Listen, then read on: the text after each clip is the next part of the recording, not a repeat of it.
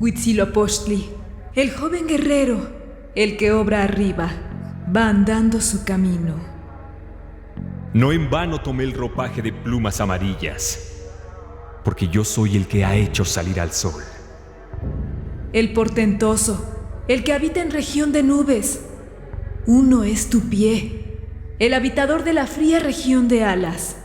Se abrió tu mano, el sol se difunde, se dio grito de guerra. Mi Dios se llama defensor de hombres.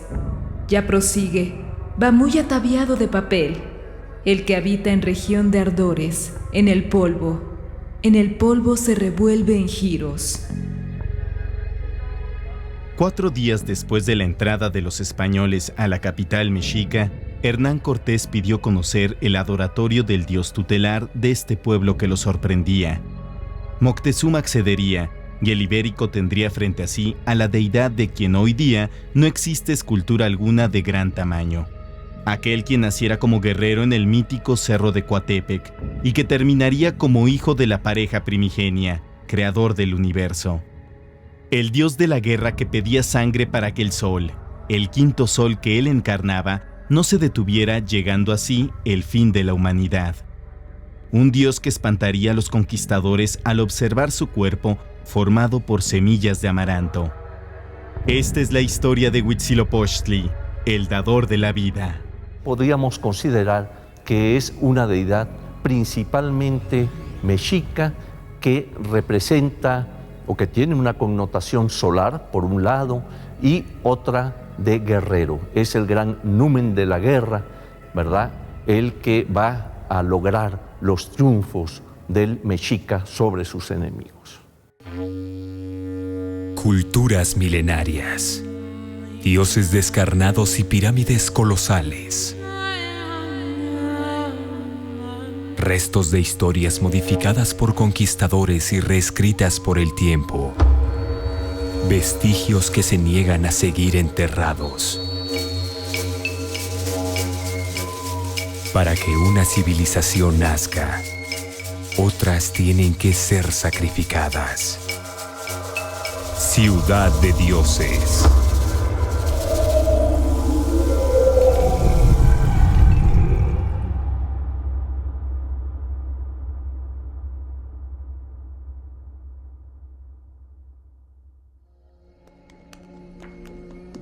Para el momento de la conquista, Huitzilopochtli había alcanzado el nivel más alto que cualquier deidad antigua mesoamericana pudo tener, con las excepciones claras de Quetzalcóatl y Tezcatlipoca.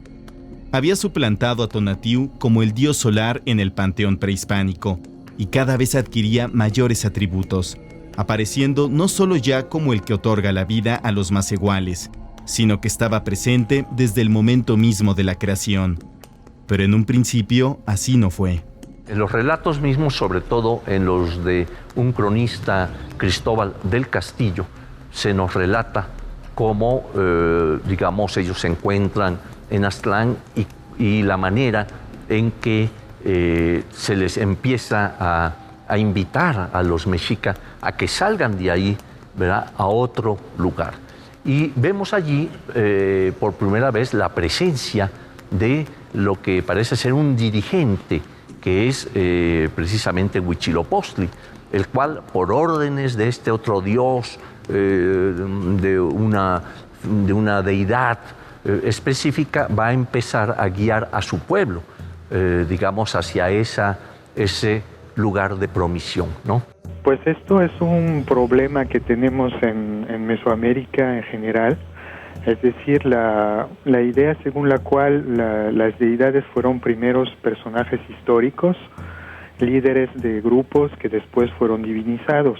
Es decir, deidades que aparecen en mitos y después personajes que se apropian o que se transforman, digamos, en deidades que integran a la deidad en su propio cuerpo, y con lo cual, pues, se dan fenómenos como los de las realezas sagradas, es decir, dirigentes políticos que se identifican con la deidad patrona del grupo. Parece ser que Huitzilopochtli fue primero un líder, un guía, que finalmente moriría, pero que sería divinizado por los migrantes de Aztlán, quienes comenzarían a cargar los restos del ahora Dios que los llevaba hacia la tierra prometida. Este bulto aparece en la llamada tira de la peregrinación y es mencionado por Bernal Díaz del Castillo en su historia verdadera de la conquista de la Nueva España. En cada altar estaban 2 bultos, como de gigante, de muy altos cuerpos y muy gordos. Y el primero, que estaba a mano derecha, decían que era el de Huichilobos, su dios de la guerra. Este bulto en particular podría tratarse de la escultura formada de semillas con la que representaban a Huitzilopochtli los antiguos mexicanos. Más adelante hablaremos de ella. Retomando el origen del guía, fue tal su impacto en la formación del futuro pueblo del Sol que años después de la fundación, Tlacaelel, consejero de gobernantes, proclamaría la manera de adorarlo, de cómo sus ahora fieles seguidores debían honrar al dios tutelar que tanto bien les había otorgado. Fray Diego Durán recuerda así las palabras del consejero. Y que nuestras gentes y ejércitos acudan a estas ferias a comprar con su sangre y con la cabeza, y el corazón y vida las piedras preciosas y esmeraldas y rubíes, y las plumas anchas y relumbrantes para el servicio del admirable Huitzilopochtli. Fuese hombre o dios, lo que se tiene en concreto es el lugar de su nacimiento. Coatepec, Cerro de la Serpiente, sería testigo de cómo Huitzilopochtli tomaría por sorpresa no solo al panteón mesoamericano, sino a sus ejecutores. Se nos dice que en una ocasión la diosa de la tierra, Coatlicue, estaba en el cerro de Coatepec, que quiere decir el cerro de la serpiente, y se encontraba en lo alto de este cerro, barriendo en el templo, cuando vino un plumón blanco que ella toma y se guarda en su seno. Automáticamente queda embarazada. Después de esto, su hija, Coyolxauhqui, y sus hijos, los Censon Huitznahuas, estuvieron muy enojados con ella y planearon matarla. En este momento, Huitzilopochtli, que ya estaba dentro del vientre de Coatlicue, le dijo que no se asustara y que él la iba a defender. Entonces tenemos a Coyolxauhqui y los 400 hermanos, los Censon Huitznahuas, que se suben a la cima del Coatepec para matar a Coatlicue. Momento en el cual nace Huitzilopochtli, ¿verdad?, ataviado para la guerra, porta un arma que es la Chiucoatl, la serpiente de fuego, y arremete en contra de sus hermanos.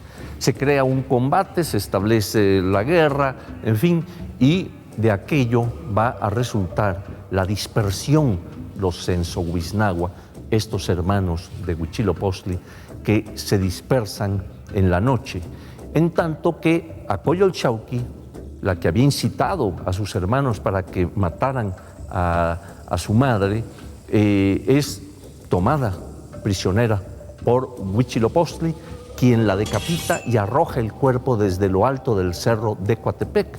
El cuerpo va cayendo, se va desmembrando hasta llegar al fondo. Es decir, que Huitzilopochtli representaría el sol naciente que ahuyenta a la luna, que es Coyolxauhqui, y a las estrellas, que son los Censon Huitznahuas.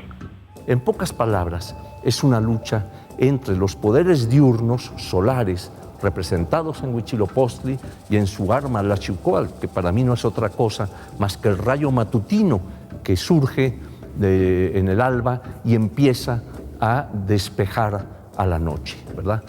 Y es esa lucha entre esos poderes diurnos contra los poderes nocturnos representados en los hermanos de Huitzilopochtli.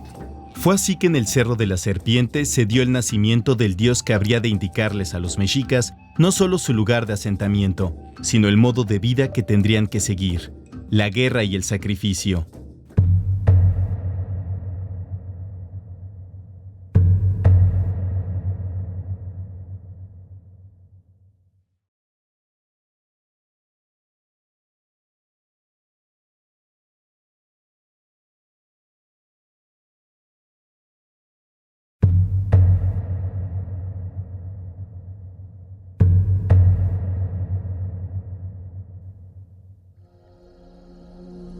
Nadie apareció jamás como su padre. A él lo veneraban los mexicas, le hacían sacrificios, le honraban y servían. Y Huitzilopochtli recompensaba a quien así obraba. Y su culto fue tomado de allí, de Coatepec, la montaña de la serpiente, como se practicaba desde los tiempos antiguos. Como podemos ver, Huitzilopochtli no solo era el dios de la guerra para el pueblo mexica, también representaba al sol, un dios que ya tenía nombre dentro del panteón mesoamericano. ¿Quiere decir que el colibrí del sur era conocido por las antiguas culturas del valle? Huitzilopochtli era una deidad de un grupo específico, ¿no? Que llegó a ser, pues por razones políticas, por razones del auge del imperio mexica, una deidad importante en el momento del contacto. Ahora, en las fuentes más antiguas o incluso en los códices religiosos que se conservan, no pienso en particular en los códices del grupo Borgia, pues Huitzilopochtli brilla por su ausencia. Entonces, por lo mismo no tenemos una iconografía de Huitzilopochtli, por ejemplo, en Teotihuacán o en Tula o en otras ciudades mesoamericanas del Clásico. Si Huitzilopochtli era una deidad desconocida antes de la fundación de México Tenochtitlan, ¿cuáles eran sus características físicas? ¿Cómo podían distinguirlo de otras deidades?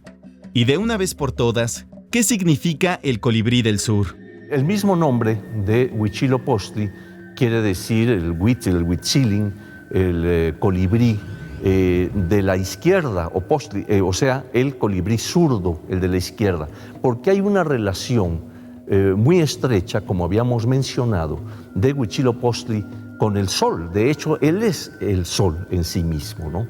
Pues Huitzilopochtli se describe como un joven guerrero, ¿no? Es decir, sus atavíos tienen que ver con atavíos militares, ¿no? Guerreros.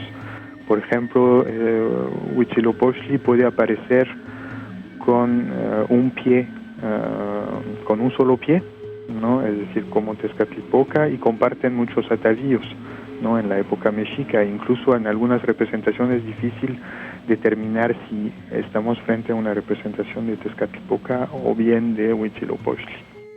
El Señor del Espejo Humeante tiene una propia historia que contar, una presencia que abarca prácticamente toda Mesoamérica, comparable solo con Tlaloc y Quetzalcóatl. Precisamente con este último, su historia se entrelaza en diversos momentos, desde el propio inicio de los tiempos. Huitzilopochtli, bajo la adoración de los mexicas, estaba ahora presente en la formación no solo de los llamados macehuales, sino del propio universo. La grandeza estaba destinada para ellos según sus propios mitos.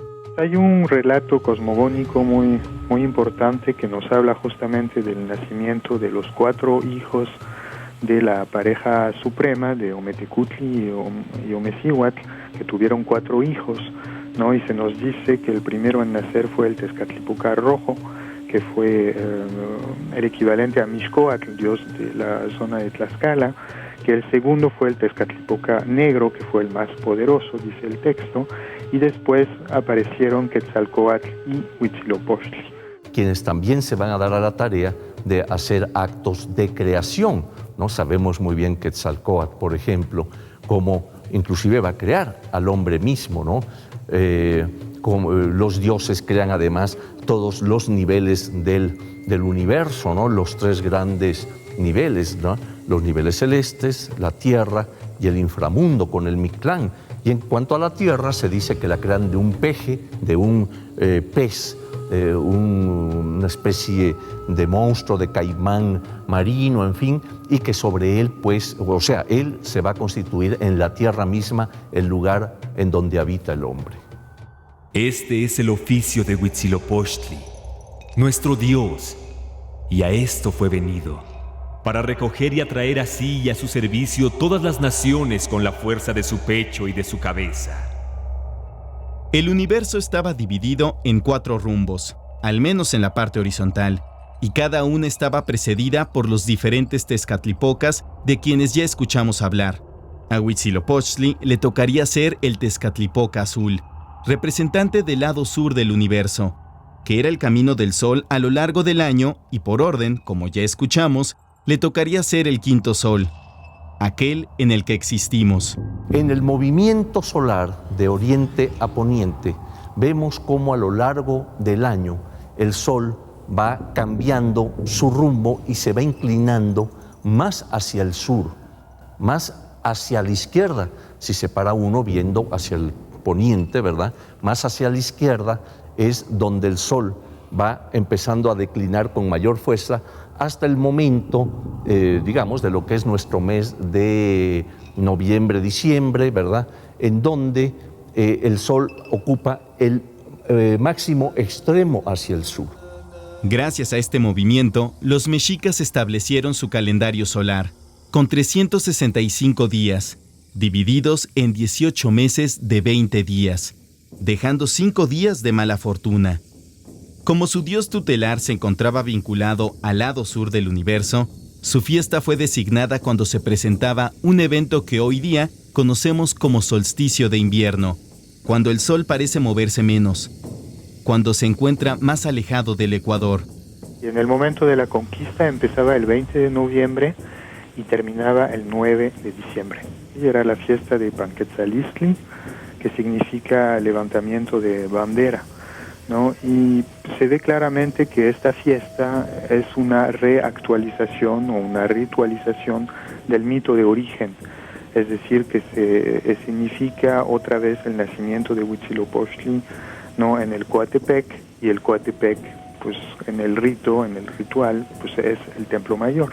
Empezaba todo un recorrido por Tenochtitlan de los sacerdotes, de grupos, etcétera, ¿verdad? Revivían el combate contra los Huiznagua en algún sector de la ciudad, etcétera, hasta que regresaban al templo mismo, en donde bajaban a la Xiucoatl, a la serpiente de fuego, que era el arma de Huitzilopochtli. Esta fiesta era importante porque en un momento dado, como parte de la misma, se iban a sacrificar tanto esclavos como prisioneros de guerra, y se les extraía el corazón y se les arrojaba, y caían seguramente sobre la escultura de Coyolxauhqui, que se encontraba muerta, desmembrada, tal como lo relata el mito. Una gran fiesta, ciertamente, aunque resulta difícil imaginarla si no contamos con ningún elemento que haya sobrevivido a más de 500 años de distancia. Los españoles describieron con horror el rostro y figura de este dios solar, el cual se encontraba en lo alto del templo mayor mexica. ¿Cómo era? ¿Se parecía en algo a las representaciones de Tlaloc o Quetzalcóatl? ¿Cómo era para que los españoles se encargaran de eliminarlo consumada la conquista?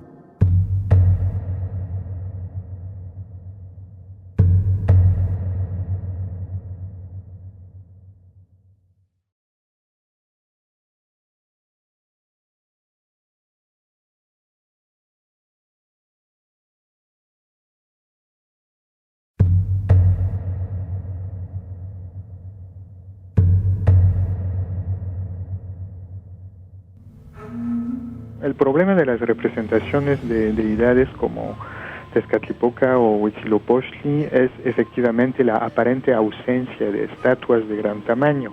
No contamos con toda una gran imaginería del dios mismo, ¿verdad?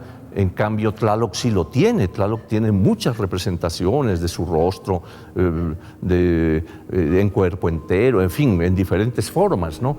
En cambio, de Huitzilopochtli son contadísimas las representaciones que existen. Ahora, sí tenemos algunas. Pienso en particular en una representación muy bonita que se encuentra hoy día en París, en el Museo del Quai Branly, que es una pequeña estatua de jade donde se ve Huitzilopochtli con un colibrí en la parte trasera de la figurina. Ahora bien, hay algunas imágenes, y eso lo señaló Henry Nicholson, ¿no?, que representan, que a veces se identifican como hombre del pueblo o como joven, es decir, estatuas casi sin atavíos, ¿no? Y se puede pensar que estas imágenes en realidad no representaban a gente común y corriente, sino más bien eran figuras que luego estaban ataviadas con las ornamentas de los dioses, y tenemos descripciones en las fuentes de este hecho.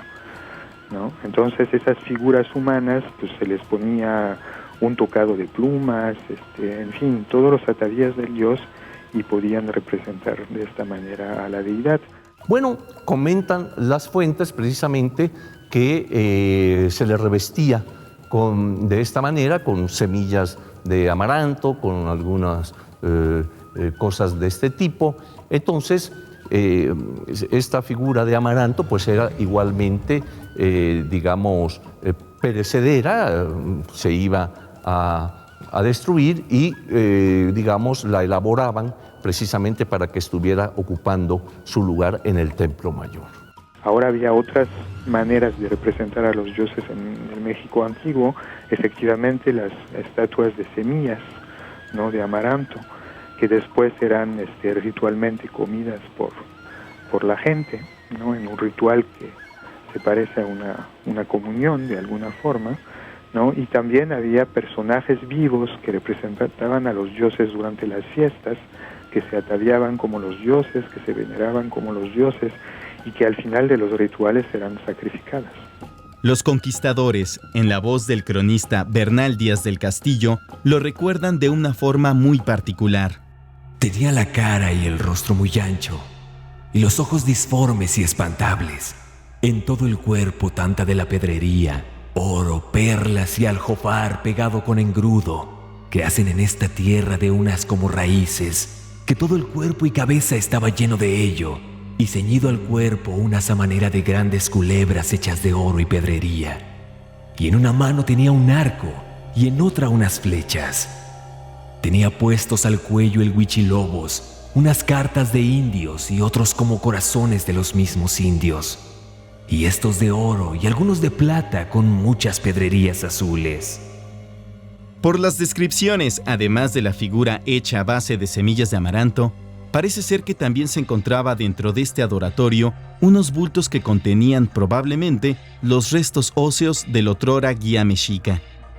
Dentro de la tradición mesoamericana se acostumbraba a conservar y adorar estos bultos sagrados, o tlaquimiloyi, los cuales podrían ser una prueba de que sus dioses en algún momento fueron seres humanos.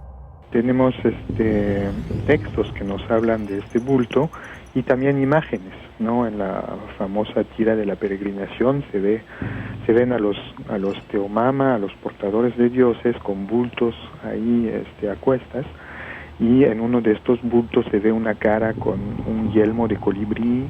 Este bulto se supone que estaba depositado en el lado de Huitzilopochtli en el Templo Mayor. Al momento, como digo, de la conquista, de la guerra y demás, tratan de salvar este bulto, de retirarlo, de esconderlo de las manos de los españoles.